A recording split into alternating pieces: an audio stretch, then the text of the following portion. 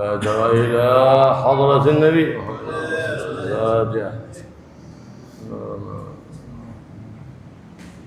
ولا الضالين آمين. الحمد لله رب العالمين، والصلاة والسلام على النور المبين سيدنا مولانا محمد وعلى آله وصحبه أجمعين. أما بعد، الحمد لله الذي وفق من أحبه لطاعته وهداه لاتباع حبيبه ومصطفاه محمد بن عبد الله صلى الله عليه وعلى آله وصحبه وسلم. وقد هدانا رسول الله صلى الله عليه وآله وسلم إلى ما فيه نجاتنا، وحذرنا على ما فيه هلاكنا، ونبهنا للمنجيات لكي ننجو بها ونسلم في الدنيا وننجو بها بالآخرة، وأعلمنا بالمكفرات لكي نتدارك ما فرطنا ووقعنا فيه من الزلات. فجزا الله عنا سيدنا ومولانا محمد خير ما جزى نبيا عن أمته، وأعلمنا بالدرجات لتزداد لنا الحسنات وتعلو لنا المقامات عند رب البريات. وقد أخبرنا حبيبنا محمد صلى الله عليه وآله وسلم بالمهلكات والمنجيات والكفارات والدرجات، فقال صلى الله عليه وآله وسلم: ثلاث المنجيات وثلاث المهلكات وثلاث درجات وثلاث كفارات. فأخبرنا بكل ذلك رحمة منه بأمته صلى الله عليه وآله وصحبه وسلم. فجزا الله عنا سيدنا ومولانا محمد أفضل ما جزى نبيا عن أمته صلى الله عليه وآله وسلم. Bismillahirrahmanirrahim. Alhamdulillahirabbil alamin. Allahumma shalli wa sallim ala sayyidina Muhammadin wa ala alihi wa sahbihi ajma'in. Amma ba'd. Segala puji bagi Allah Subhanahu wa taala yang telah memberikan taufik, pertolongan kepada orang-orang pilihannya sehingga mereka mampu melakukan ketaatan kepadanya dan memberikan petunjuk kepada orang-orang pilihannya untuk senantiasa bisa mengikuti baginda Nabi Muhammad SAW. Baginda Nabi ini adalah orang yang seluruh waktunya dikerahkan untuk menunjukkan kepada kita apapun yang bisa menyelamatkan kita, dan mengerahkan seluruh waktunya untuk memberikan peringatan kepada kita dari apapun yang bisa membinasakan kita. Baginda Rasulullah SAW itu selalu setiap kesempatan menunjukkan kepada kita apapun yang bisa menyelamatkan kita baik di dunia maupun di akhirat. Apapun yang bisa melebur kesalahan-kesalahan kita agar kita memiliki kesempatan untuk memperbaiki masa lalu kita yang kelam agar supaya menjadi bersih kembali. Beliau yang selalu menunjukkan kepada kita hal-hal yang bisa meninggikan kedudukan kita di sisi Allah dan menambah kebaikan kita. Beliau juga yang selalu menunjukkan kepada kita apapun yang bisa membinasakan. Itu semuanya beliau lakukan sebagai bentuk nyata kasih sayang dan rahmat beliau kepada umatnya. Karena itu semoga Allah membalas segala kebaikan dengan sebaik balasan kepada beliau baginda Rasulullah sallallahu alaihi wasallam. فأمل منجيات المخلصات لصاحبها من عذاب رب البريات. فقد قال صلى الله عليه وسلم: أما المنجيات فخشية الله تعالى في السر والعلن. قدم المراقبة لله في السر على المراقبة لله في العلن، لأن إذا من اتقاه في السر اتقاه في العلن، وليس كل من اتقاه في العلن اتقاه في السر. فكثير من أهل النفاق يتظاهرون بالخشية في العلن، لكنهم في السر لا يراقبون الله سبحانه وتعالى. أما من راقب الله في السر فإن من لازمه أن يراقبه في العلن. نعم، في السر والعلانية. فهذه الخصلة الأولى من المنجيات، مراقبة الله في سرك وفي جهرك، في ظاهرك وفي باطنك. هذه ما يحسنها إلا من ترقى من مقام الإسلام إلى أعلى منه مقام الإيمان، حتى ترقى إلى مقام الإحسان. هذا يسمى مقام المراقبة، أن تعبد الله كأنك تراه، فإن لم تكن تراه فإنه يراك. هذا المراقبة، أن تعبد الله كأنك تراه. إن قصرت بك الحال فلم تستطع أن تبلغ ذلك المقام، فلا أقل من أن تعبده وأنت موقن رؤيته كأنه يراك سبحانه وتعالى، كأنه يراك. حينئذ يترقى المؤمن من مقام الإيمان إلى الإيقان، إلى الإحسان إلى الإيقان، ثم يبلغ مرتبة أهل العرفان، فضل ومنة من الرحيم الرحمن سبحانه وتعالى، بواسطة اتباع والتعرف على حبيب الرحمن محمد صلى الله عليه وعلى آله وصحبه وسلم. هذه الخصلة الأولى من المنجيات. الخصلة الثانية من المنجيات والقصد في الفقر والغنى، تتوسط في أمورك، في معيشتك، لا تتجاوز الحد، لا تقتر ولا تبذر. إن المبذرين كانوا إخوان الشياطين. ولا تقتر على نفسك، من قتر قتر عليه. إذا أنت تقتر على نفسك على أهلك يقتر عليك. وقد ورد في الحديث: أنفق ينفق عليك. وقد قيل على ألسنة العامة: اخرج ما في الجيب يأتيك ما في الغيب. أي أنك إن بذلت هذا المال طمعا في رحمة ذي الجلال أبدلك الله وخلف الله عليك بأحسن وأفضل وأكثر منه. ذلك فضل الله. لهذا إنما ما تنفقه ذاك إنما يخلفه الله سبحانه وتعالى. وهكذا كان السلف الصالح، إذا قلت عليهم المعيشة أكثر من الصدقات، فأخلف الله عليهم بالأرزاق الوافرات. فأكون على حالة في فقرك وغناك. القصد في الفقر والغنى. بعض الناس لا، في حال الفقر خير يحضر المجالس، في حال الغنى لا، يذهب مداخل السوء والعياذ بالله، لأنه عبد سوء. كما ترى زواجات الأغنياء، زواجات الأمراء خارجة عن شرع النبي محمد صلى الله عليه وسلم. تعال إلى زواجات الفقراء ملتزمة. هذا هو نفس الشخص. إذا ربي أغناه هل بيبقى على حاله أو لا؟ بيتعدى طوره وبيتعدى حده وبيخرج إلى معصية مولاه، فهو عبد سوء والعياذ بالله.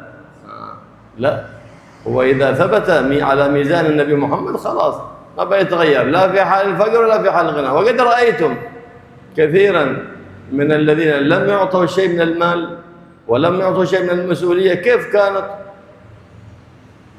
حالتهم وكيف كان سلوكهم. فلما انتخبوا للإمارات وأعطوا شيء من هذه الأموال الفانيات تغيرت أحوالهم وتغيرت أخلاقهم، نعوذ بالله، لأنهم لم يتربوا التربية الحسنة، لأنهم عبيد سوء والعياذ بالله. أما من تربى التربية الحسنة فإنه على حالة واحدة لا يتغير، في حال فقره كحال غنى، وحال غنى كحال فقر. ليه؟ لأنه لا يرجو إلا مولاه سبحانه وتعالى. وكل فإن المؤمن لا يرجو إلا مولاه ولا يخاف إلا مولاه، والمنافق يخاف من كل أحد إلا من مولاه، ويرجو كل أحد إلا مولاه، لأنه ما عرف حلاوة الإيمان ولا التذ بطاعة الرحمن سبحانه وتعالى. فهذه الخصلة الثانية من المنجيات التي تنجيك وتخلصك من عذاب رب البريات. والخصلة الثالثة والعدل في الرضا والغضب، لا يغضب إلا لله ولا يرضى إلا لله. وهكذا كان وصف حبيب الله محمد بن عبد الله صلى الله عليه وسلم: وإذا وضع حق الله لم يقم أحد لغضبه صلى الله عليه وآله وصحبه وسلم. وقال الشيخ عبد القادر: لا تتعجل بحب أحد ولا تتعجل ببغض أحد، لكن انظره عند الأوامر فإن كان مؤتمرا فحينئذ أحبه لله لا لهوى نفسك، وللنواهي إن كان منتهيا وإذا كان منتهيا فأحبه لله لا لهوى نفسك، وإن كان غير مؤتمر للأوامر غير منتهي للنواهي فحينئذ بغضه لله لا لهوى نفسك. والبغض في الله والحب في الله من أقوى عرى الإيمان. الحين لا يحب فلان بلا بالسماء حتى بالإشاعات الكاذبة، يبغض فلان حتى بالإشاعات الكاذبة، عامله جالسه بتعرفه. وإذا جاءكم فاسق بنبأ فتبينوا، لا يحكم على الغير بسماع أهل النفاق وما ينشرونه في الاستاتوس وما ينشرونه في الانستغرام. هذا أهل النفاق. إيش عليك من أهل النفاق؟ من أهل الصحافات وأهل الإعلام الفاسد. لا يؤخذ بقولهم ولا يعبأ بهم. ليه؟ لأنهم ليسوا ثقة. وقد قال الله سبحانه وتعالى: إذا جاءكم فاسق. لكن أنت اطعم بلسانك،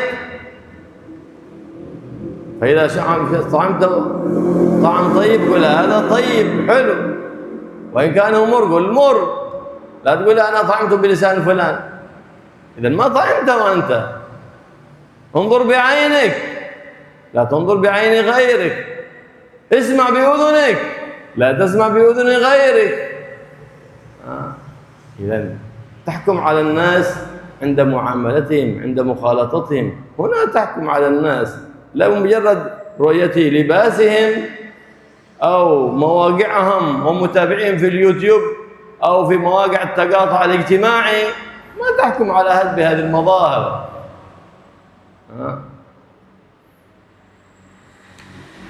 فالعدل في الرضا والغضب ذلك ينجيك من سخط الرب سبحانه وتعالى. العدل التوسط في جميع الأمور، فإن كلا قصد طرفي الأمور ذميم. الإفراط والتفريط مذموم، لكن يكون قصدا.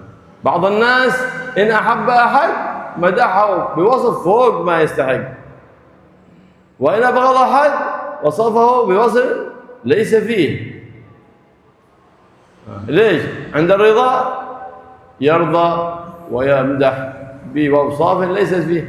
إن كان ظالما وصفه بالعدل، وإن كان فاسقا مدحه بالصلاح. كما ترون الآن كثير من المتكلمين إذا عزمه أحد من الأمراء أو الأغنياء وصفه بما ليس فيه. ليش؟ طمعا لما يعطيه. هل هؤلاء يؤتمنون على دين الله؟ هل هؤلاء يرضى الله عنهم؟ لا والله، لا والله لا يرضى الله عنهم. وإنما هم أعداء حبيب الله محمد بن عبد الله. وإن تصوروا في صورة الأساتذة وإن تصوروا في صورة المشايخ، لكن يتعوذ منهم كما يتعوذ من الشيطان، لأن سماع كلامهم ينبت النفاق، ورؤية النظر إلى وجوههم تضعف الإيمان، نسأل الله العافية والسلام. فاجلس بين يدي واستمع لمن كلامه ينهضك إلى طاعة الله، ورؤيته تزيد من همتك في طاعة الله واتباع حبيب الله ومصطفاه محمد بن عبد الله صلى الله عليه وعلى آله وصحبه وسلم، لتهتدي بذلك الهدي وتتبع ذلك النبي العظيم محمد الرؤوف الرحيم صلى الله عليه وآله وسلم.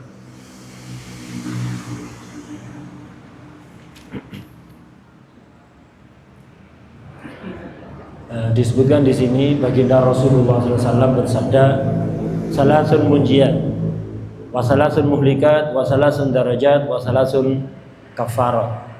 Ada 3 hal yang bisa menyelamatkan seseorang, dan ada 3 hal lain yang bisa membinasakan seseorang.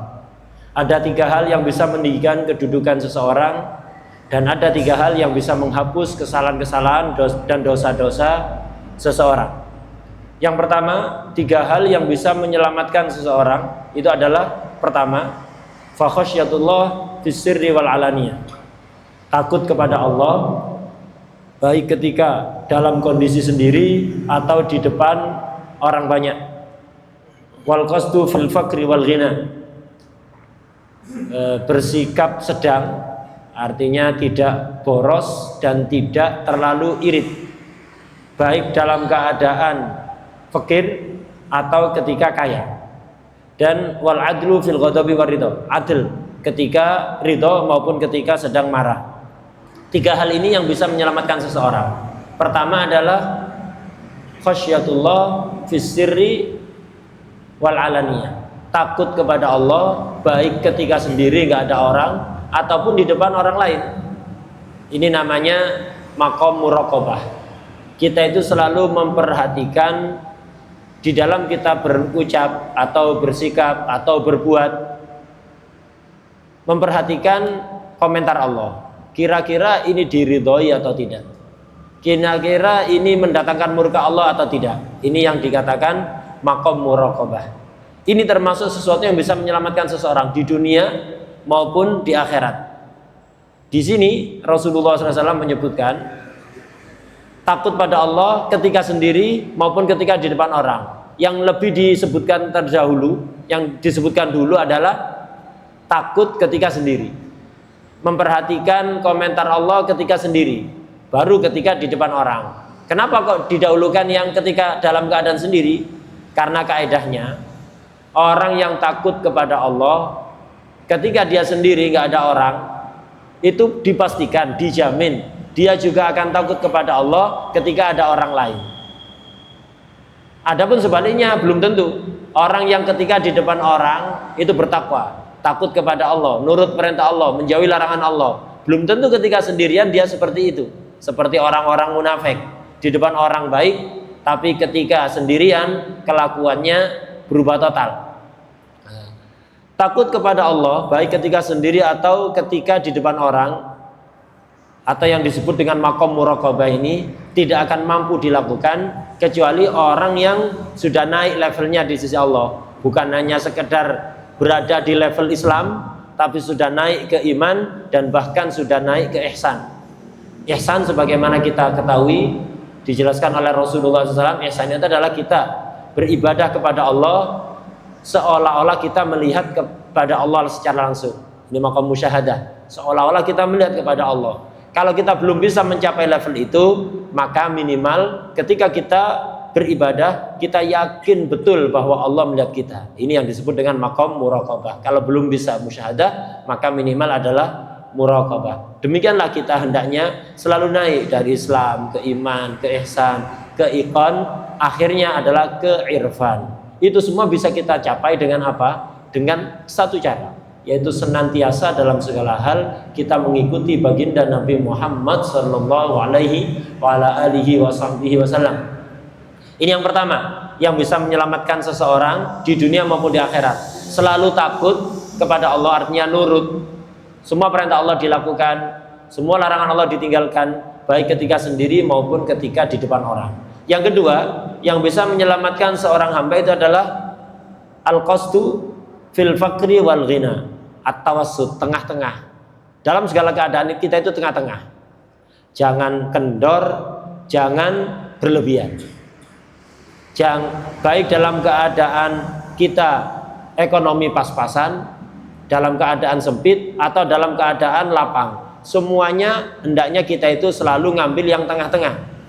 Jangan urusan harta misalnya, jangan terlalu irit dan jangan terlalu boros. Innal mubadzirina kanu ikhwanas syayatin. Orang yang boros sehingga menggunakan hartanya untuk hal-hal yang tidak baik, itu adalah teman-temannya setan. Sebaliknya juga orang yang terlalu irit, al-muqattir yuqattar alaih. Orang yang irit, rizkinya diseretkan oleh Allah Subhanahu wa taala. Karena itu kalau Anda punya kelapangan, jangan terlalu irit, baik kepada diri sendiri atau kepada keluarga. Anda akan diseretkan rizki Anda oleh Allah Subhanahu wa taala. Al-munfiq yunfaq alaih. Orang yang suka menginfakkan hartanya akan dikasih penggantinya oleh Allah Subhanahu wa taala. Dan ini betul-betul dipegang oleh ulama salaf. Ulama salaf itu kalau merasa rizkinya kok agak seret, apa yang dilakukan? Bukan ngurangi infaknya, justru infaknya ditambahi. Jadi kalau rizkinya pas seret, mereka itu upaya agar supaya Allah memberikan kelapangan apa? Sedekahnya ditambahi, infaknya ditambahi. Mereka yakin betul siapapun yang menginfakkan hartanya akan segera diberi ganti berlipat-lipat oleh Allah Subhanahu wa taala. Orang-orang awam itu banyak. Jadi ada pepatah, ini pepatah dari orang awam, tapi benar. Akhrij ma fil jab ya'tika ma fil ghaib. Keluarkan apa yang di kantong, akan datang rizki dari alam gaib nanti. Jadi resep untuk mendatangkan rizki dari alam gaib, yang ada di kantong kita, yang ada di dompet kita, itu dikeluarkan. Jangan sampai jamuran ada dalam dompet itu. Jadi keluarkan. Itu nanti akan diganti oleh Allah Subhanahu wa taala. Begitu kita. Hendaknya dalam segala keadaan itu tengah-tengah. Tetap berada di jalan yang benar. Jangan berubah-ubah seperti sebagian orang. Dulu ketika fakir, Masya Allah, dia itu baik, menghadiri, suka hadir majelis-majelis kebaikan. Kaya sedikit berubah. Atau sebagian orang, kalau kita lihat di kenyataan di masyarakat, acara-acara pernikahan misalnya, acara-acara pesta, itu tampak sekali perbedaan antara acara pernikahan atau pesta-pesta yang diadakan oleh orang-orang fakir dan orang-orang kaya atau pejabat. Kalau pesta atau acara-acara pernikahan misalnya yang diadakan oleh orang fakir, itu biasanya mengikuti aturan syariat. Tidak ada pelanggaran-pelanggaran di situ. Jarang ada pelanggaran-pelanggaran.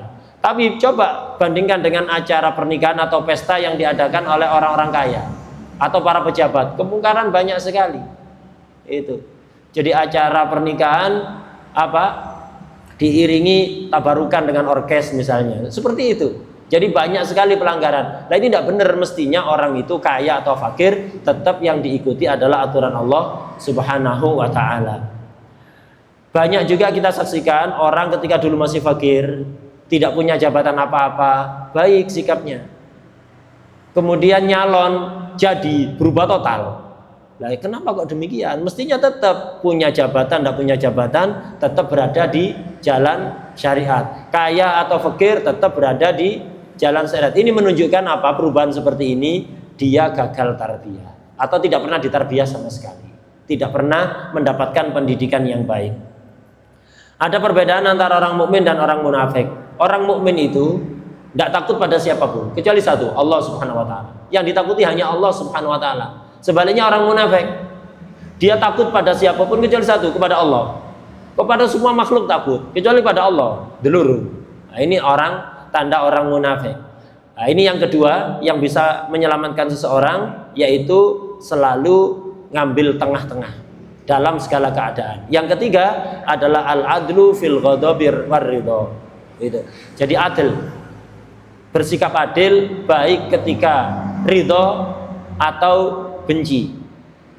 Ketika seneng atau sedih. Orang seperti ini itu ketika marah, marahnya karena Allah. Ketika ridho, ridhonya karena Allah. Seperti baginda Rasulullah SAW itu. Tidak pernah marah karena urusan pribadi. Tapi begitu hak-hak Allah diabaikan, beliau marah dan tidak ada yang berani menghadapi beliau kalau sudah marah ketika hak-hak Allah diabaikan. Sayyidina Syekh Abdul Qadir Al-Jailani radhiyallahu anhu berpesan kepada kita semuanya, janganlah kita ini terburu-buru dalam mencintai seseorang, di dalam ngefan kepada seseorang. Begitu juga sebaliknya, jangan terburu-buru di dalam membenci orang lain. Lihat dulu. Jadi jangan gampang-gampang menvonis. Lihat dulu. Dekat dengan dia, lihat bagaimana dia menyikapi perintah Allah atau larangan Allah. Kalau dia nurut pada perintah Allah, menjauhi larangan Allah, cintai karena Allah. Tapi kalau dia tidak nurut terhadap perintah Allah, tidak nurut pada larangan-larangan Allah, benci bukan karena urusan pribadi, tapi karena Allah Subhanahu wa ta'ala. Ini yang disebut cinta karena Allah dan benci karena Allah, yang merupakan salah satu tali keimanan yang paling kuat. Tidak seperti zaman sekarang. Banyak orang itu menvonis orang lain, menghukumi orang lain, mencintai atau membenci orang lain hanya karena isu, hanya karena gosip yang disebarkan ada di medsos. Ada orang dipuji-puji ada di medsos, kita ikut seneng, mencintai dia. Anda pernah duduk sama dia? Tidak pernah. Kenapa Anda ikut-ikutan mencintai dia? Nanti dulu. Atau ada orang dicaci maki ada di medsos, ada di TV, ada di acara-acara gosip, kita ikut-ikut benci. Anda pernah duduk sama dia? Belum pernah kan? Kenapa Anda benci dia? Ikut-ikutan. Siapa yang Anda ikuti? Kabar medsos. Ketahuilah yang di medsos itu rata-rata orang fasik. Allah Subhanahu wa taala berfirman, "Idza ja'akum fasiqun binaba'in fatabayyan." Kalau ada orang fasik datang pada kalian membawa kabar, memuji, memaki, tabayyun dulu, klarifikasi dulu, dicek dulu, baru ikut-ikutan. Itu. Jadi Anda ngambil sikap dari keyakinan, bukan hanya ikut-ikutan orang lain. Beliau ini tadi menasihatkan kepada kita, kita ini kalau mau memuji makanan, jangan karena orang-orang bilang enak, oh ini paling laris di toko ini, berarti enak. Nanti dulu. Anda itu jangan menilai makanan enak atau tidak sebelum Anda mencicipi. Kalau Anda cicipi enak, ya katakan enak. Walaupun orang sakampung ngomong tidak enak, apa urusannya orang sakampung? Bagi Anda enak kok, kenapa ikut-ikutan orang kampung ngomong nggak enak? Begitu juga sebaliknya, ketika Anda nyicipi makanan kok tidak enak, katakan tidak enak, walaupun orang sakampung ngomong enak, tidak usah ikut-ikutan. Cicipi makanan dengan lisan Anda, bukan dengan lisan orang. Pandang dengan mata Anda, jangan memandang dengan mata orang. Dengar dengan telinga Anda, jangan dengar dengan telinga orang lain. Lah begitu. Kita itu jangan gampang menvonis orang, menghukumi orang kalau kita tidak pernah duduk dengan orang tersebut. Karena perlu kita ketahui zaman sekarang ini banyak orang lek wis seneng kepada orang dipuji-puji melebihi batas. Ada zaman sekarang ini banyak orang atau kelompok kalau seneng kepada orang atau seneng pada kelompok, oh dipuji-puji, diviralkan. Orang-orang diajak untuk cinta, dipuji melebihi batas. Tapi kalau sudah marah pada dia, tidak seneng pada dia, dicaci maki, tidak sesuai kenyataan. Orang-orang sekitarnya diajak ikut membenci. Lah Anda jangan masuk golongan-golongan model seperti itu.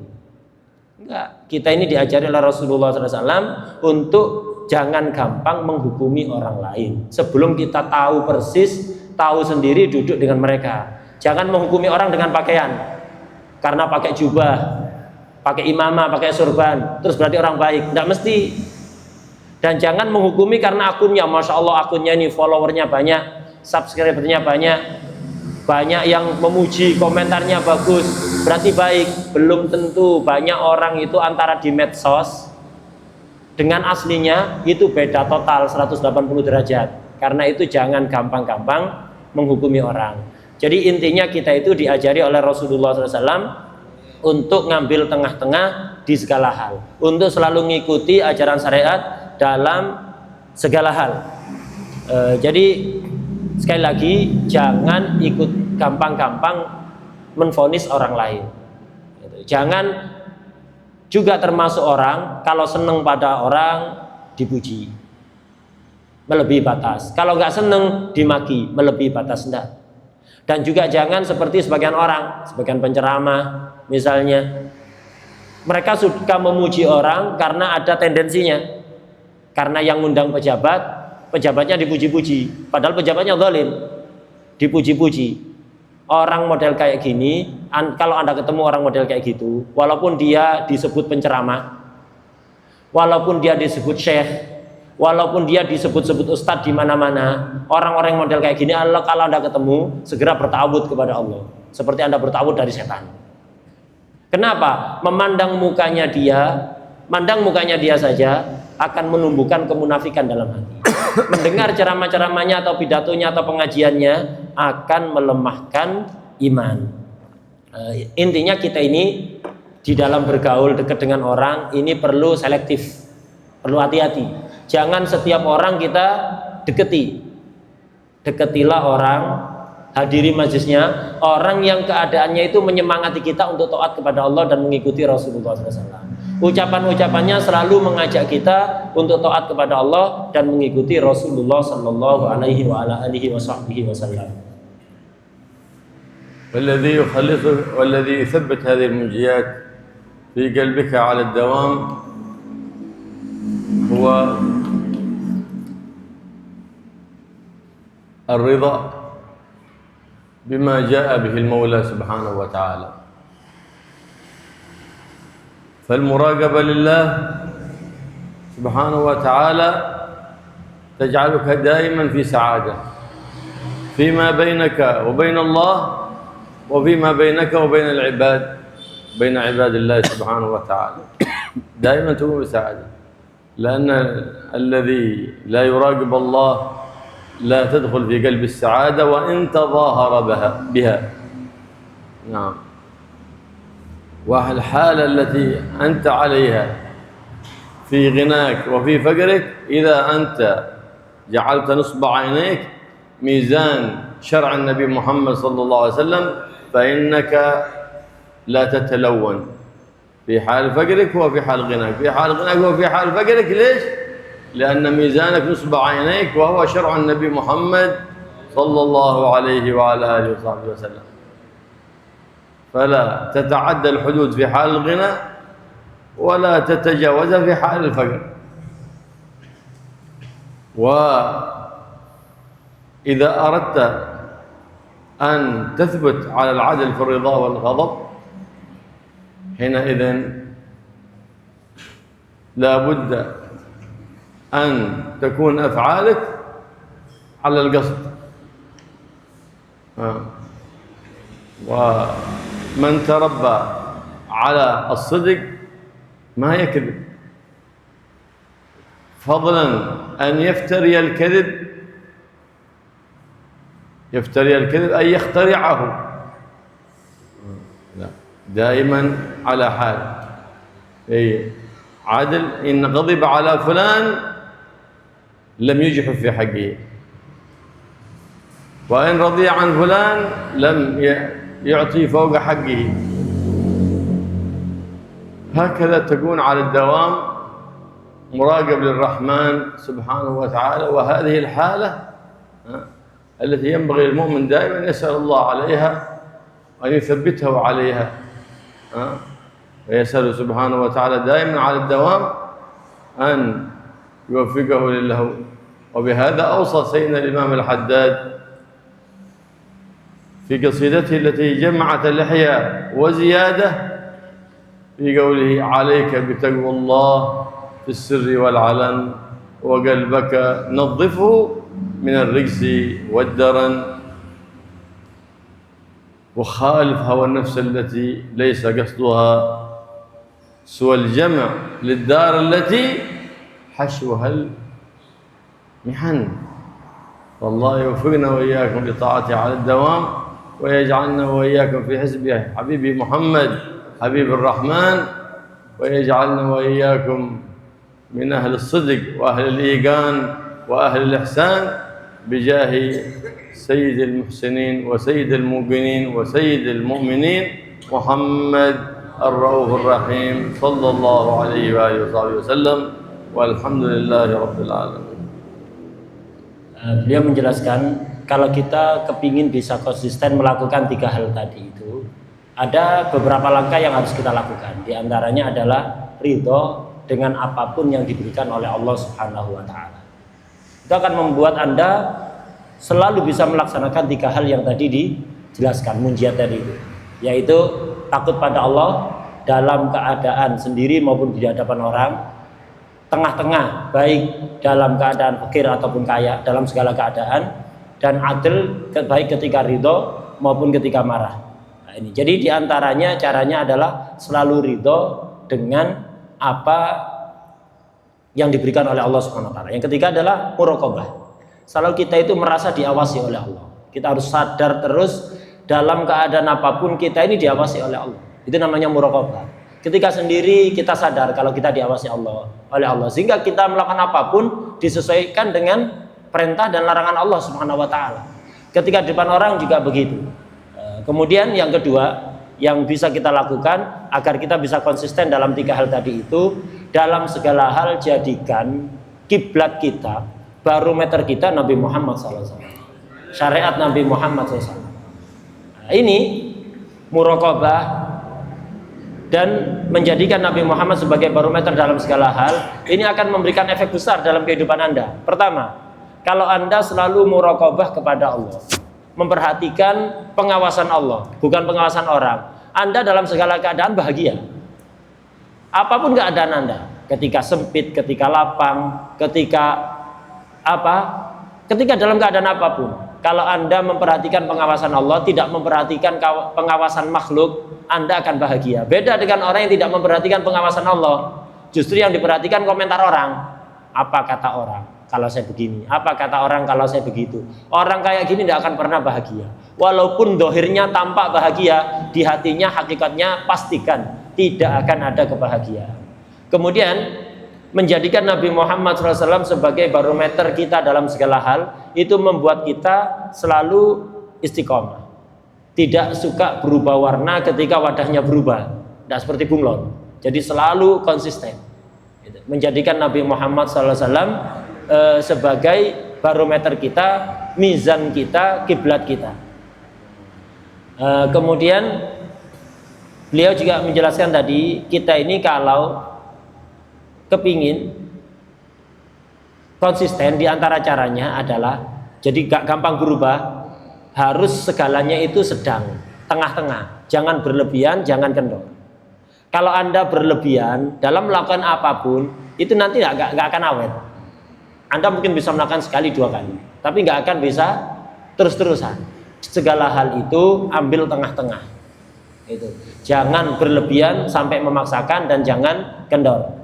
Kemudian juga kita ini harus mendidik diri kita untuk selalu jujur. Jangan bohong, apalagi menfitnah orang lain. Dengan begitu, kita ini ketika cinta pada orang, cintanya tidak berlebihan, sehingga tidak mengakibatkan kita memuji melebihi batas. Begitu juga ketika kita marah pada orang lain, kita tidak akan mendolimi dia, tidak akan memaki dia, tidak akan menfitnah dia. Begitu, hendaknya kita ini selalu melatih diri kita untuk selalu jujur, tidak pernah bohong. Jangan muji dengan bohong, juga jangan memaki dengan bohong. Imam Haddad memberikan nasihat pada kita dalam qasidahnya yang dikatakan oleh para ulama, qasidah ini menghimpun seluruh isi kitab Ihya Ulumuddin, bahkan lebih. Dalam qasidah yang terdiri dari beberapa bait saja, enggak terlalu banyak. Beliau tadi menyebutkan 2 bait dari qasidah tersebut, yaitu alaika bitaqwallahi fis sirri wal alam wa qalbaka nadhifu minar rijsi wad daran. Lazimilah takwa kepada Allah baik ketika sendiri maupun di hadapan orang. Bersihkan hatimu dari segala kotoran wa khalif hawan nafsil lati laisa qasduha sibal jam'i didaril ladzi hashwuhal mihan. Lawanlah keinginan-keinginan nafsumu yang mana nafsu itu tujuannya tidak ada kecuali hanya sekedar menumpuk-numpuk dunia saja. الله يهدينا بهداه، تولنا بهداه، ويعانا بها، يحمينا بحماه، ويجعلنا وإياكم مقتدى بهداه واهتدى بحبيب مصطفاه سيدنا مولانا محمد بن عبد الله صلى الله عليه وآله وسلم في عافية من غير ابتلاء الامتحان يا رب العالمين.